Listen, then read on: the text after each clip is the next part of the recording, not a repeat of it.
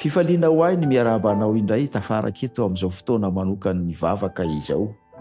Faly ihany koa miresaka manokana amin'ny rahalahiny amin'ny faritra lavitra Port Berger, manana faniriana, fankatahana momba ny fahasalamana ary indrindra ny idiran'Andriamanitra sehatra eo amin'ny fangatahana izay nataony eo amin'ny sehatra iainany manokana. Andriamanitra anie no momba azy. Ity no teny fikasana atolotr'Andriamanitra ho azy. Isaia 5:4 lazao amin'izay reraka mpo hoe mahereza aza matahotra. Indro Andriamanitra ao ho avy mitondra fahamaliana, dia fahamalian'Andriamanitra eny izy tokoa no avy ka hamonjy anao. Ny tompony hahatanteraka izany teny izany eo amin'ny fiainanao rahalahy hivavaka isika ankehitriny. Ray malalo mankasitraka satria misy mandrakariva ny fidiranao an-tsehatra amin'ny fiainana zanak'olombelona.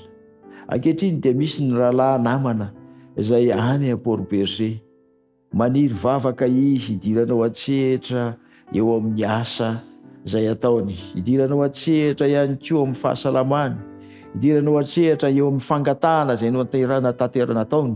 Andriamanitra ho ianao no hamaly vavaka ho azy, ianao no hanome azy izay iriny, ka toavy sy tantera ho aminy anie ilay teninao manao hoe izay irinao dia omeny Jehovah anao. Tolory azy izany, aza mahafoy azy ianao satria ianao ilay Andriamanitra lehibe izay tokiny ho aoka tanterahanao amin'ny mandrakariva ny teny fikasanao.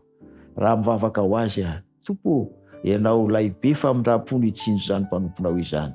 Tsy ho azy irery no angatahako Andriamanitra, fa iriko ianao raha hamaly soa ihany koa reo manam-paniriana rehetra mivavaka aminao. Amin'ny anaran'i Jesosy izany no angatahako izany.